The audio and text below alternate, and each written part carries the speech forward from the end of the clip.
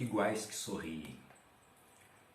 Tudo havia amanhecido em branco e preto, exceto o cinza do céu. Ele partia para mais um dia de trabalho. O número de pacientes que já havia visto e os muitos hospitais que havia percorrido em sua vida proporcionaram-lhe sua atual identidade. Seguia para mais um dia de medicina. O mesmo número de pacientes havia adormecido parte de sua alma. Sabia que uma outra identidade estava em algum lugar e o aguardava. No entanto, seu atual trabalho era feito dessa incoerência.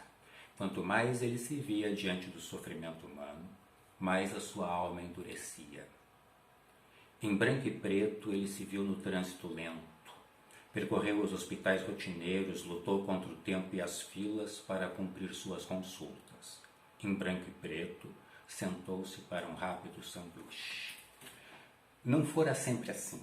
Dentro dele morava a recordação de um adolescente que sonhara fazer medicina para ligar-se com o divino. E assim foi.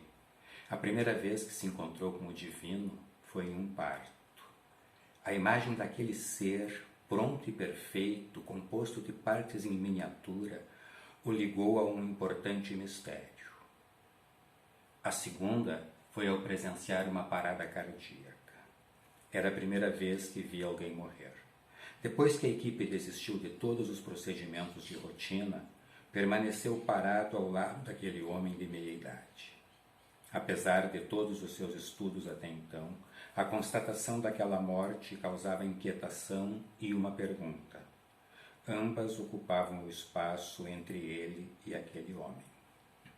Para onde teria ido?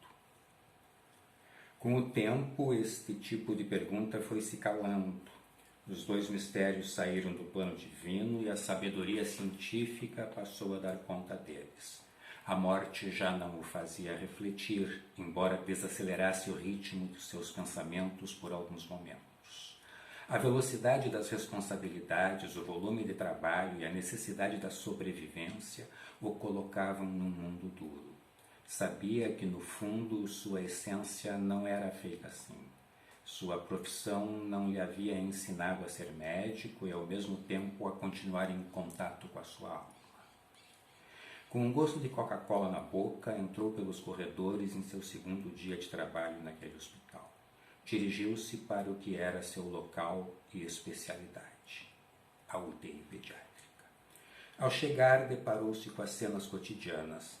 As mães aos lados de seus filhos, uma em especial, parecia mais desesperada que as outras.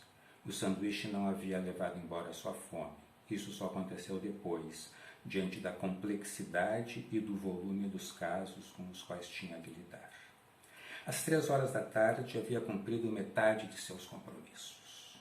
Estava concentrado em suas prescrições quando ouviu alguém chamá-lo. Ei, colega!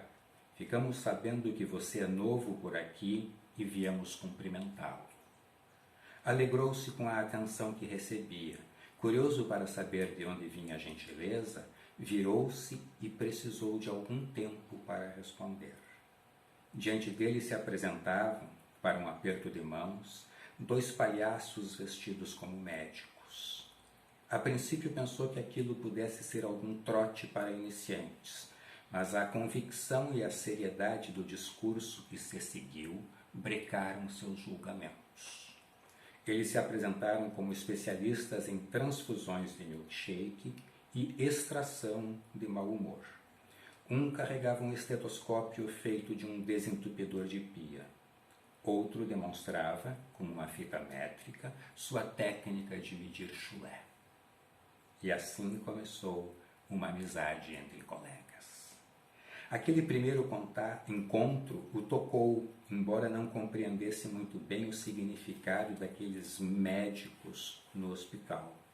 Só depois, com o passar das semanas, acompanhando suas intervenções com as crianças, é que um novo espaço começou a se abrir dentro dele. Afinal de contas, há muito tempo não deparava com mistérios, e deles de novo se aproximou. Parecia pouco preciso, para sua racionalidade e conhecimento, que 2 personagens atrapalhados e especialistas em bobagens pudessem fazer isso.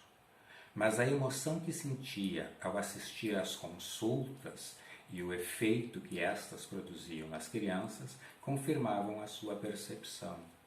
Havia dividido as coisas em dois mundos, o dos sãos e o dos doentes, o dos sérios e o dos não sérios. Cada coisa tinha seu lugar. Lutava contra a morte. Quando era inevitável, deixava de olhá-la e a quem a carregava para recomeçar a lutar em outro corpo enfermo. O contato com aquela dupla o colocava diante da possibilidade de uma outra lógica. Vida e morte compartilhavam o mesmo espaço sem cobrar nada uma da outra. Alegria e tristeza faziam parte de uma mesma história. Deixavam de ser tão incompatíveis ou excludentes, e isso lhe trazia um grande alívio, como se redescobrisse a possibilidade de trabalhar pela vida, não contra a morte. Naquele espaço, quando ouvia o som das risadas das crianças, mesmo as terminais, sabia que os opostos podiam conviver, que as incoerências, os erros e os medos podiam existir, e que o tempo mais importante a ser conjugado era o presente. Naqueles momentos, reaprendera o caminho para chegar àquela parte adormecida de sua alma. Essa experiência fazia também dele, em parte, um doutor da alegria.